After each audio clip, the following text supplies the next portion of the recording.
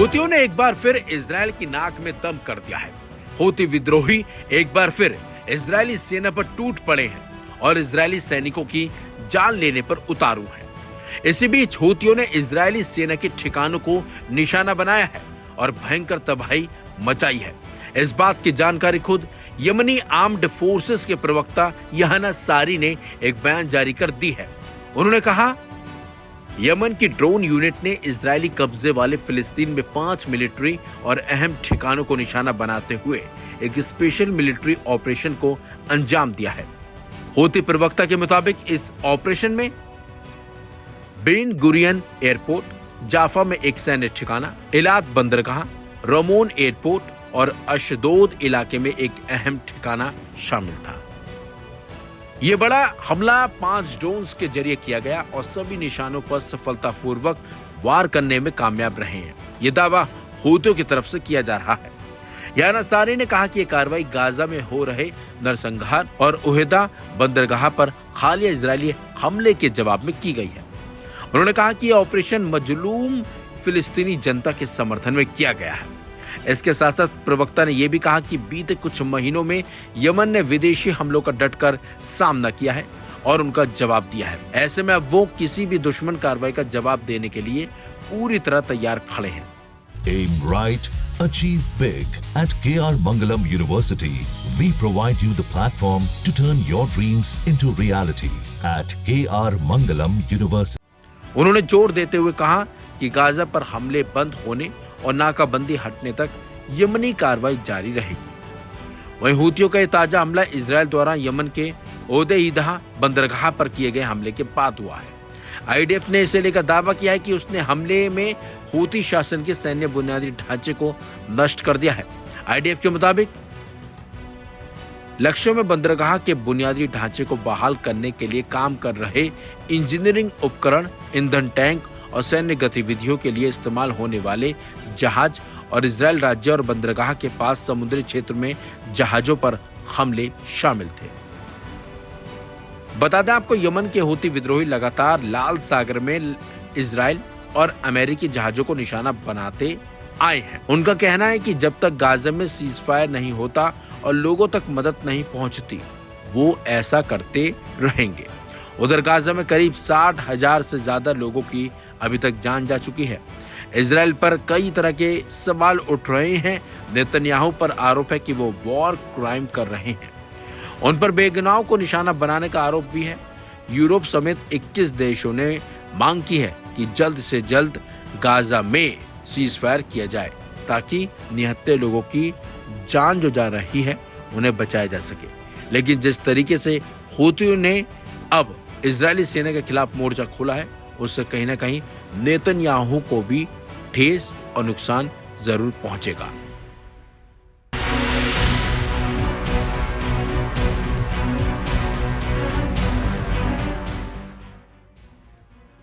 Israel 7 मोर्चों पर युद्ध लड़ रहा है। Gaza, Syria, Lebanon, Iran, West Bank, Yemen और इराक जैसे इलाकों में उसकी सेनाएं लगातार सक्रिय हैं। लेकिन अब उसके भीतर से एक और चुनौती सामने आ रही है। ऐसी चुनौती जो बुलेट से नहीं बल्कि थकान, तनाव और मानसिक दबाव से पैदा हो चुकी है। और यह सिर्फ नेतन्याहू की जिद के कारण हो रहा है। पिछले 2 हफ्ते में इस्राएली डिफेंस फोर्सेस के 5 जवानों ने खुद को समाप्त कर लिया। ये कोई सामान्य घटनाएं नहीं है, बल्कि ये बताती हैं कि युद्ध की आग सिर्फ बॉर्डर पर नहीं, दिमागों में भी जल रही है।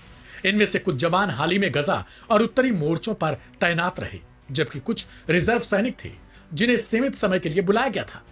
इनमें से एक 19 साल का जवान नॉर्वे से आया था, जिसने ट्रेनिंग के दौरान ही खुद को समाप्त करने का फैसला कर लिया। दूसरा केस गोलानी ब्रिगेड का एक सैनिक का था, जिसने बेस कैंप में ही खुद को गोली मार ली। वहीं तीसरे मामले में डैनियल एड्री नाम के एक रिजर्व सैनिक ने पोस्ट ट्रॉमेटिक तनाव से जूझते हुए खुद को आग के हवाले किया। इस्राएली सेना ने भी इन मामलों को गंभीरता से लिया है। सेना का कहना है कि यह केवल व्यक्तिगत या पारिवारिक परेशानियां नहीं थी, बल्कि युद्ध जनित तनाव इसका प्रमुख कारण था। इस्राएल गजा में लगातार बमबारी कर रहा है।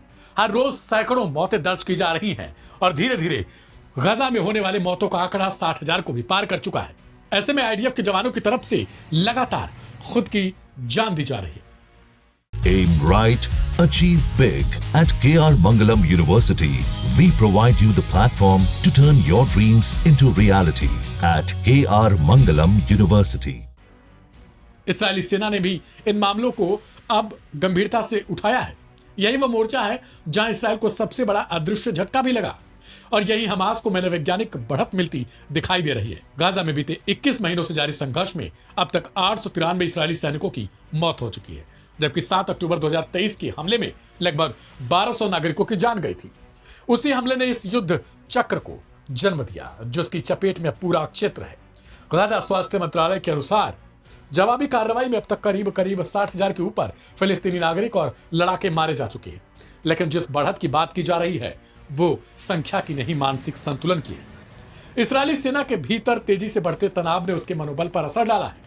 मनोवैज्ञानिक कारणों से हजारों रिजर्व सैनिकों ने अपनी ड्यूटी से हटने की मांग की। विपक्षी नेता यायर लापिड ने सार्वजनिक रूप से कहा, यह डरावना है।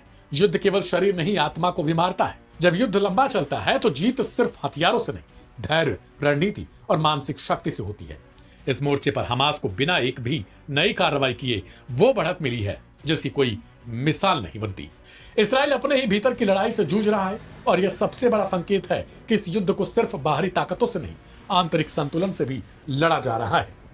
ऐसे में इसराइल के लिए यह बड़ा झटका है कि आगे चलकर इसराइल अपने अंदर होने वाली इन मौतों से लड़ पाएगा या फिर नहीं, क्योंकि गाजा में जिस हिसाब से मानवता का संहार किया जा रहा है उस पर ना कोई देश बोल रहा, ना कोई मुस्लिम राष्ट्र गाजा वाले लोगों को बचाने के लिए आ रहा।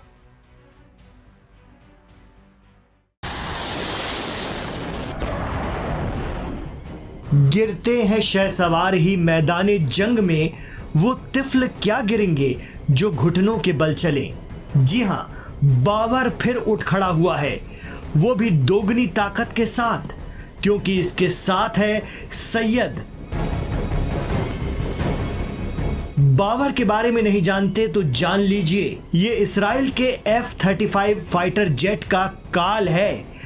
12 दिनों की ईरान इसराइल जंग में इसराइल में तो भारी तबाही मची, ईरान को भी खासा नुकसान उठाना पड़ा, लेकिन बावजूद इसके वो महज कुछ ही दिनों में फिर से अपने पैरों पर खड़ा हो गया है।